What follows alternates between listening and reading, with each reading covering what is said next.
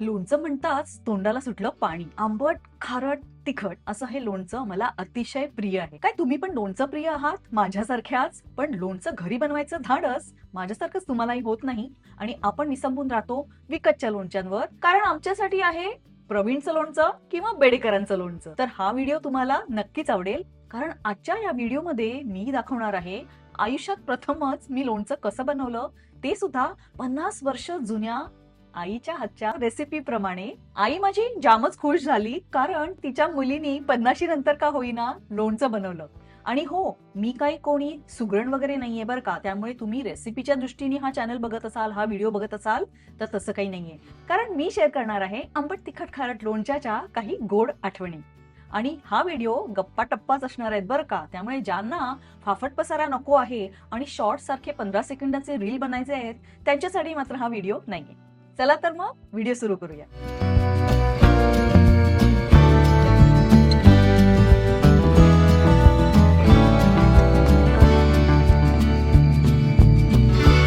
नमस्कार, मी श्वेता पुरंदरे आणि माझ्या या युट्यूब चॅनलवर तुमचं खूप खूप स्वागत आहे. माझा हा व्हिडिओ तुम्ही पहिल्यांदा पाहत असाल तर चॅनलला सबस्क्राईब करायला विसरू नका, कारण माझ्या चॅनलवर मी काही खास वस्तूंचे प्रॉडक्ट रिव्ह्यूज आणते आणि भरपूर गप्पा टप्पा पण मारते बरं का. आणि मला खात्री आहे माझा कंटेंट तुम्हाला नक्की आवडेल. आणि हो, एक डिस्क्लेमर द्यायचंय बरं का, कारण तुमच्यातल्या बऱ्याचशा गृहिणी पाककलेत अगदी प्रवीण असतील आणि लोणचं बनवणं त्यांच्या डाव्या हाताचा खेळ असेल, पण माझा हा व्हिडिओ अशा एक्सपर्ट साठी बिलकुल नाहीये. तर मी शेअर करते माझे अनुभव, जिने आयुष्यात कधी लोणचंच बनवलेलं नाहीये. तर या व्हिडिओसाठी लोणचं हा विषय कसा काय बरं सुचला?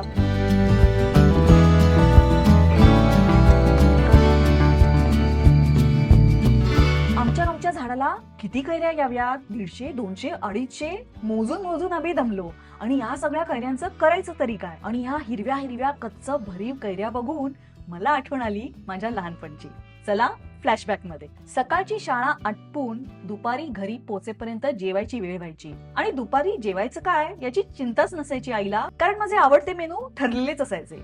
केळ्याची शिकरण किंवा चक्क दही भात लोणचं. आंबट चिंबट गोष्टी तर मला खूपच आवडायच्या, त्यामुळे लोणचं जेवणात पाहिजे म्हणजे पाहिजेच. जेवणाच्या ताटावर मी इतकं लोणचं घ्यायची की मला माझे बाबा ओरडायचे, अगं म्हणे हे लोणचं आहे, लोणचं भाजी नाहीये. घरात सगळ्यांनाच लोणचं आवडायचं आणि आई सुद्धा मोठ्या हौसेनी वर्षातून एकदा एक मोठं लोणचं बनवायची. आणि थोडं थोडं नाही बरं का, चक्क 10 किलो कैऱ्यांचं लोणचं. आणि आम्ही सगळे मिळून वर्षभरात ते फस्त करून टाकायचं. मला लहानपणची ती आठवण अजूनही लख्ख आठवते. एका बाजूला स्वच्छ धुवून वाळवलेल्या कैऱ्या, एका बाजूला 5-5 किलो लोणचं मावेल एवढ्या मोठ्या सिरॅमिकच्या बरण्या, आजकाल तशा बरण्या तर बघायलाच मिळत नाही. आणि मधोमध एक धारधार विळी, मोठं ताट आणि आई सरा सरा सरा सरा त्या कैऱ्या कापून त्याचे तुकडे करायची आणि त्याला मस्तपैकी मसाला लावून या बरण्यांमध्ये भरायची. कैऱ्यांवर तो मसाला मुरेपर्यंत आम्ही थोड्याफार फोडी तर लंपासच करायचो. आणि कोईवर उरलेला गर सुद्धा आई वाया घालवायची नाही, त्याचं बनवायची तासाचं लोणचं. कैरीच्या मोठ्या फोडीच्या लोणच्याप्रमाणेच तुम्हाला आठवतंय का, लग्नाच्या पंक्तीत सुद्धा असायचं कैरीचं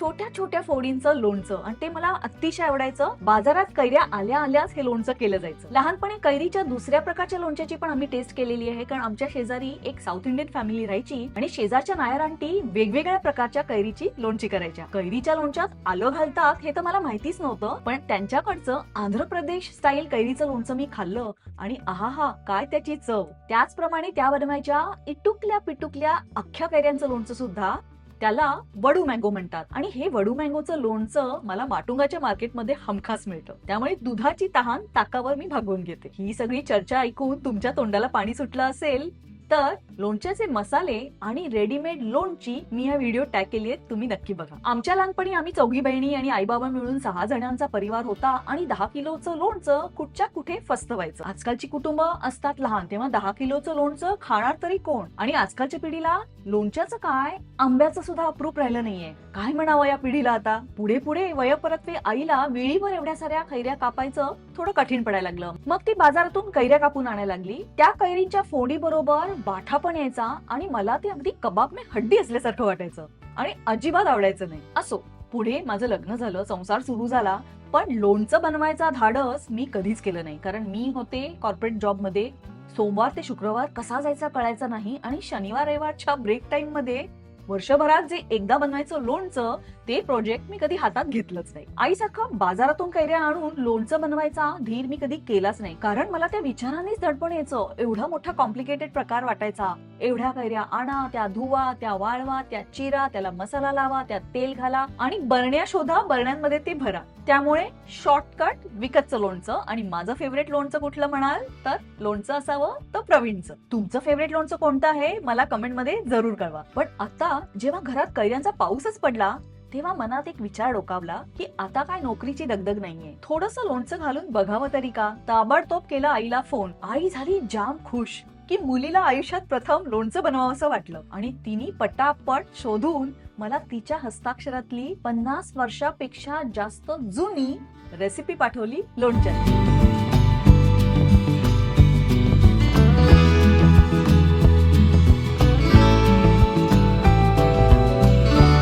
ठरवलं 1 किलो कैरीचं का होईना पण लोणचं घालायचं. सोसायटीतल्या माझ्या मैत्रिणींना पण मी ह्या थोड्या कैऱ्या पाठवून दिल्या आणि त्याही लागल्या कामाला घरात लोणची घालायला. काहींनी तर या कैऱ्यांची अडीच लावली आणि चक्क त्या पिकायला ठेवल्या. तर आयुष्यात पहिल्यांदाच मी बनवलं लोणचं या छोट्याशा बरणीमध्ये बेडेकरांचा मसाला वापरून. आणि हो, हा व्हिडिओ स्पॉन्सर्ड बिलकुल नाहीये बरं का, कारण माझ्या मैत्रिणींनी मला सांगितलं की तिने केप्रचाही मसाला वापरला आहे आणि तिने बनवलेल्या लोणच्याचं सॅम्पलही मला पाठवलं. काय माझ्याप्रमाणे तुम्हालाही मूड आलाय लोणचं बनवायचा? कमेंट मध्ये जरूर कळवा. चला तुम्हाला दाखवते मी लोणचं कसं बनवलं. तर या सगळ्या कैऱ्या स्वच्छ धुवून वाळवल्या होत्या. कोकोच्या सुपरविजन मध्ये त्यांना कापण्यात आलं. कैरीच्या फोडींना एका मोठ्या ताटात ठेवून त्यात मीठ आणि लोणच्याचा मसाला लावून छानपैकी मिक्स केलं.